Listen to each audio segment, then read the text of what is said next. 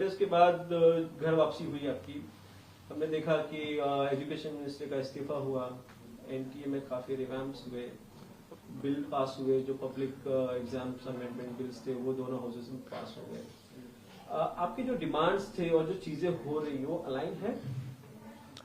Aligned है तो पूरी तरह मैं ऐसा कहूंगा नहीं, क्योंकि हमारी जो डिमांड थी वो थी एजुकेशन मिनिस्टर का रेजिग्नेशन तो होना ही चाहिए, वो उन्होंने कर दिया है। लेकिन उनकी जगह उन्होंने किसको एजुकेशन मिनिस्टर बनाया? प्रहलाद जोशी, जिनको देखा गया बिल्किस बानो के जो रेपिस्ट थे, बलात्कारी थे, उनका वो हार माला डालकर स्वागत कर रहे थे। तो सोचिए, जो बच्चे स्कूल में पढ़ते होंगे, जो लड़कियां स्कूल में पढ़ती होगी, उनको कैसा लग रहा होगा कि एजुकेशन मिनिस्टर कौन है? बलात्कारियों का स्वागत करने वाला इंसान बलात्कारी बना हुआ है। तो हम इसका तो बिल्कुल समर्थन नहीं करते। दूसरी चीज जो हमने कही थी कि 1 करोड़ का कंपनसेशन देना चाहिए सारी फैमिलीज को, उन सभी फैमिलीज को अभी तक 1 करोड़ का कंपनसेशन गवर्नमेंट ने दिया नहीं है। मुझे कुछ रिपोर्ट से पता चला है कि गवर्नमेंट कह रही है कि पहले हमें रूल्स और नॉर्म्स देखने पड़ेंगे। तो मुझे समझ नहीं आता कि जहां पर आपको सरकार गिरानी होती है वहां पर रातों रात सरकार गिरा देते हो, जहां पर आपको एमपी एमएलए खरीदने होते हैं वहां आप रातों रात करोड़ों सैकड़ों करोड़ों रुपए फेंक कर एमपी एमएलए खरीद लेते हो। वहां पर आपको कोई रूल्स और नॉर्म्स दिखते नहीं है।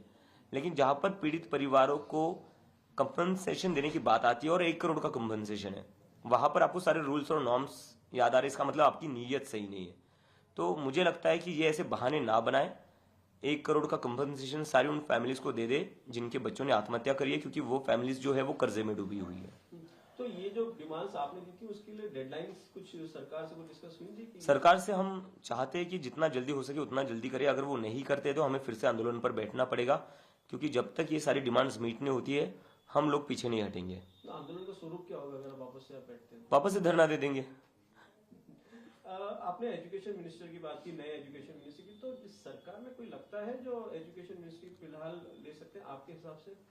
दिक्कत वही है कि मैंने जब वो वीडियो देखा जहां पर प्रहलाद जोशी बलात्कारियों का स्वागत करते हैं हारमाला डालकर, तो मेरे मन में भी आया इन लोगों के पास दूसरे लोग ही नहीं है, सारे इनके अंदर ऐसे ही भरे हुए, गुंडे ही भरे हुए, या फिर बलात्कारियों का स्वागत करने वाले, सम्मान करने वाले ही भरे हुए। तो ये कहीं ना कहीं इन लोगों के साथ दिक्कत है, इनके पास ज्यादा अच्छे पढ़े लिखे लोग नहीं है। क्या प्रधानमंत्री रख सकते हैं वो डिपार्टमेंट अपने पास खुद? प्रधानमंत्री के पास जो डिपार्टमेंट है कुछ 1-2 वो तो ठीक से चला ले। वो पहले प्रधानमंत्री को उसके लिए देश में रहना पड़ेगा, प्रधानमंत्री को खुद स्कूलों में घूमना पड़ेगा। उनके पास उतना समय है जब वो अपना आधा टाइम तो विदेश में बिताते हैं।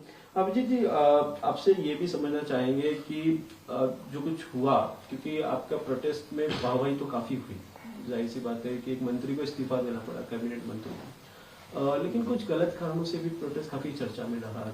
गलत कारण वो भी डिबेटेबल, जैसे मंत्रियों को या फिर प्रधानमंत्रियों को गालियां देना, या फिर असामाजिक तत्वों का उसमें आ जाना, पुलिस की तरफ से लाठियां भाजना, स्टूडेंट्स को पीटना, इन सब चीजों पे आप क्या राय रख रहे हैं, क्या कह रहे हैं?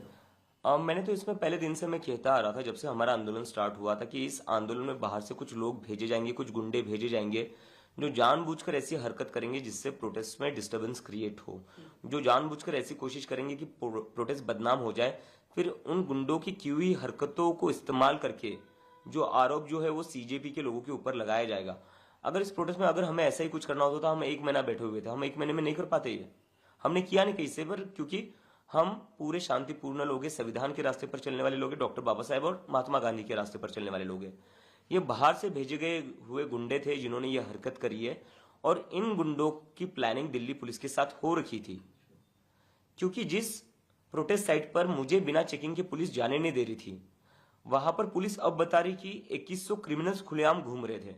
तो ये 2100 जो क्रिमिनल्स है वो खुलेआम कैसे घूम रहे थे? पहली बात, किसकी गलती है, किसने इन्हें खुला छोड़ा? दूसरी बात, जंतर मंतर पर जहां पर मेरी बिना चेकिंग के एंट्री नहीं होती थी, वहां पर ये 2100 क्रिमिनल्स बिना चेकिंग के कैसे आए? एएनआई की टीम आती थी, एएनआई की टीम के भी इक्विपमेंट्स चेक होते थे, उनकी टीम की भी चेकिंग होती थी।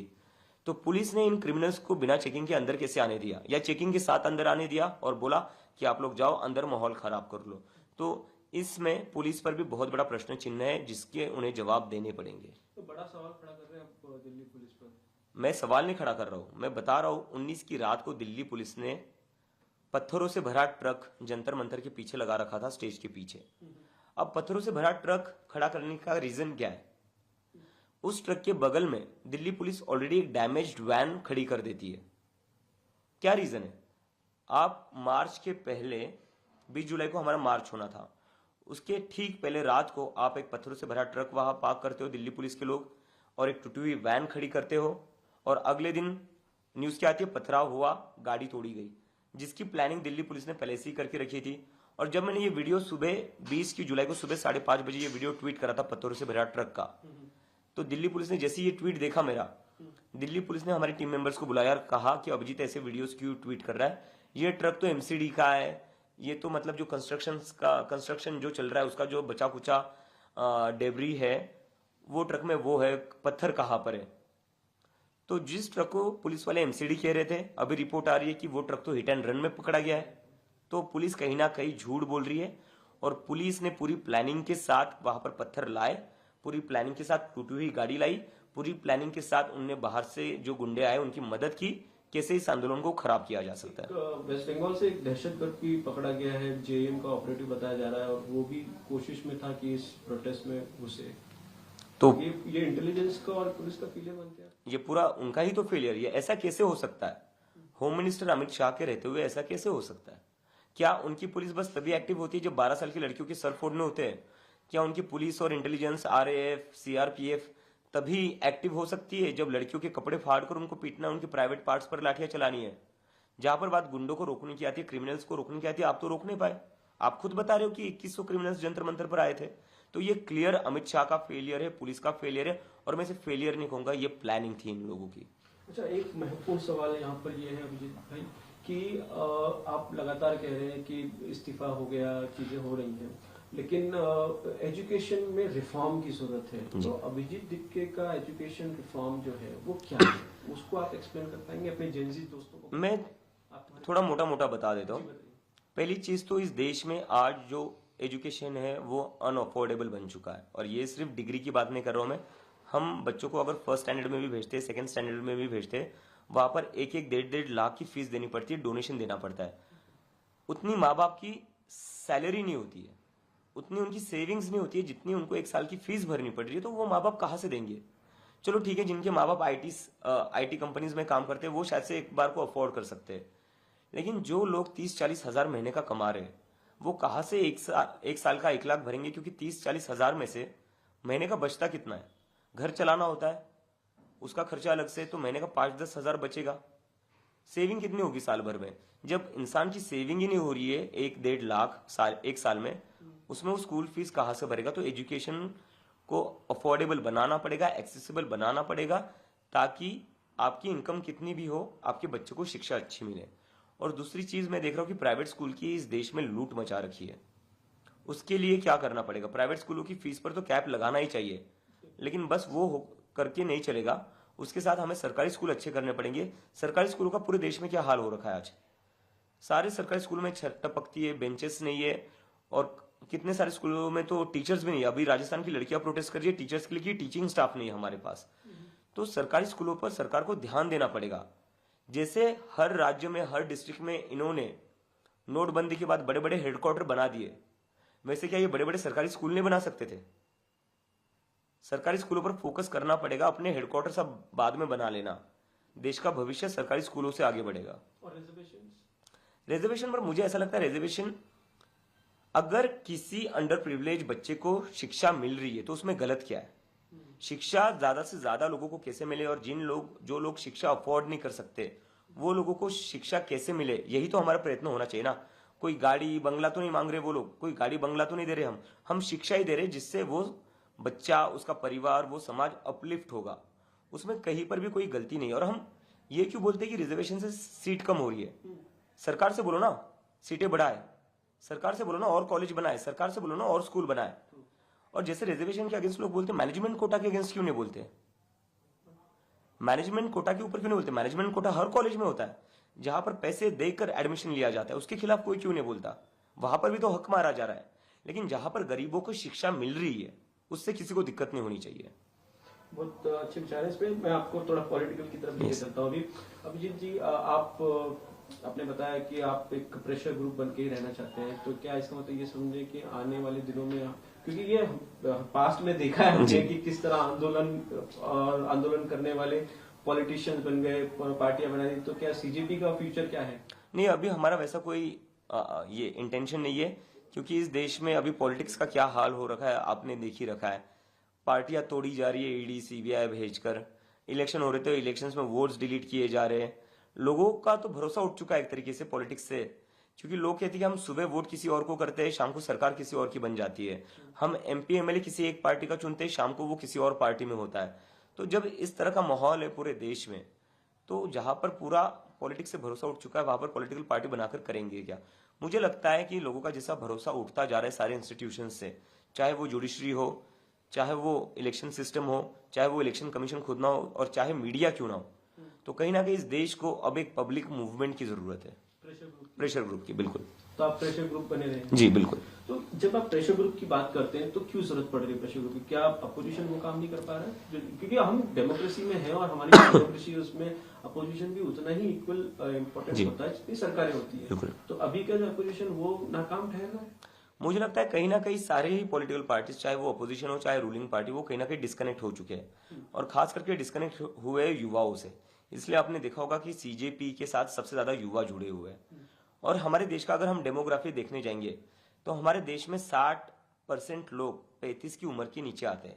इसका मतलब majority of the country is very young and under the age of 35, जिसको कोई भी पार्टी केटर नहीं कर रही है, जिनकी कोई भी बात कर नहीं रही है। और दूसरी एक चीज जो है बेरोजगारी, हमारे देश में जितने बेरोजगार है उसमें से 80% बेरोजगार उनके पास डिग्रीज है। 80% पीपल हैव फॉर्मल डिग्रीज, उसके बाद भी वो बेरोजगार है। तो आज के डेट में हमारे देश में तो डिग्री फायदा नहीं घाटा हो गई है। तो बच्चों को ये लग रहा है, लड़कों को ये लग रहा है, लड़कियों को ये लग रहा है कि यार डिग्री लेकर पढ़ाई लिखाई कर हमने गलती कर दी क्या, हमें तो जॉब्स ही नहीं मिल रही है। तो इन चीजों पर कोई भी ठीक से एड्रेस नहीं कर पाया है। इसलिए मुझे कहीं ना कहीं लगता है कि एक पब्लिक मूवमेंट को इतना ज्यादा सपोर्ट मिला है। ये जो पब्लिक मूवमेंट चल ही रहा था आपका, तस्लीमा नसरीन है, उन्होंने आपके इस आंदोलन को, सीजेपी के आंदोलन को बांग्लादेश में 2024 में जो मूवमेंट हुआ उससे कंपेयर किया है। क्या आप उससे इत्तेफाक रखते हैं? मुझे लगता है कि तस्लीमा नसरीन, क्या नाम है उनका? तस्लीमा नसरीन। मुझे लगता है जो पुलिस ने लाठियां चलाई, सर फोड़ा, पेलेट गन्स चलाई, टीयर गैस चलाए, वो विजुअल्स देखकर शायद से उनको बांग्लादेश की याद आई होगी। क्योंकि स्टूडेंट्स ने तो ऐसा कहीं पर भी नहीं करा है। स्टूडेंट्स ने अपना सर फुड़वा लिया, अपना हाथ तुड़वा लिया, अपना पैर तुड़वा लिया है, और उसके बाद भी स्टूडेंट शांति से बैठे रहे। और स्टूडेंट ने रिस्पॉन्ड कैसे किया? स्टूडेंट्स ने रिस्पॉन्ड किया मीम्स और ह्यूमर के साथ। हमारे देश का जो युवा है, वो युवा ने ब्रूटैलिटी का रिस्पॉन्ड किया है मीम्स और ह्यूमर के साथ। झारखंड में भी कुछ बच्चे प्रोटेस्ट पे बैठे, उनसे बात हुई आपकी? उनके मांगों को आप सपोर्ट कर रहे हैं? जी जी, कल रात को ही मेरी उनसे बात हुई, और मैंने उनसे बात की और मैंने उनको पूरा अश्योरेंस दिया उनको कि आपकी जो भी डिमांड्स है हम पूरी तरह आपके साथ हैं, और आप संघर्ष करते रहिए। जैसी मेरी तबीयत ठीक होती है मैं खुद वहां जाऊंगा। अभी क्योंकि मुझे टाइफाइड हो रखा है तो इसलिए मैं ट्रैवल नहीं कर पा रहा हूँ, लेकिन झारखंड में जो प्रोटेस्ट हो रहा है उन स्टूडेंट्स के साथ हम पूरी तरीके से। आरएसएस के एक नेता है, वो कहते हैं कि एंटी नेशनल है सीजेपी का जो पूरा चल रहा है। जिन्होंने महात्मा गांधी की हत्या करी, उस विचारधारा के लोग हमें एंटी नेशनल कह रहे हैं। मुझे लगता है उनको कोई अधिकार नहीं है, कोई मॉरल राइट नहीं है। जो गांधी के हत्यार है उनको कोई मॉरल राइट नहीं है किसी और को एंटी नेशनल कहने का। इस देश में सबसे पहला कोई एंटी नेशनल था तो वो नथुराम गोडसे था। उमर खालिद पे फिर क्या विचार है? मुझे लगता है उनकी हियरिंग तो होनी चाहिए, उनका ट्रायल तो होना चाहिए।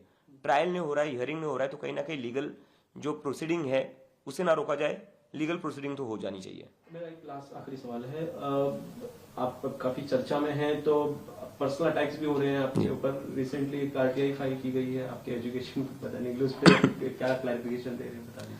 नहीं, उस पर तो मैं यही कहना चाहूंगा कि मैं अपने एजुकेशन लोन और मैं मेरी स्कॉलरशिप के लेटर दिखाने को तैयार हूं। मैं नरेंद्र मोदी जी से भी रिक्वेस्ट करता हूं वो भी अपनी डिग्री दिखा दे।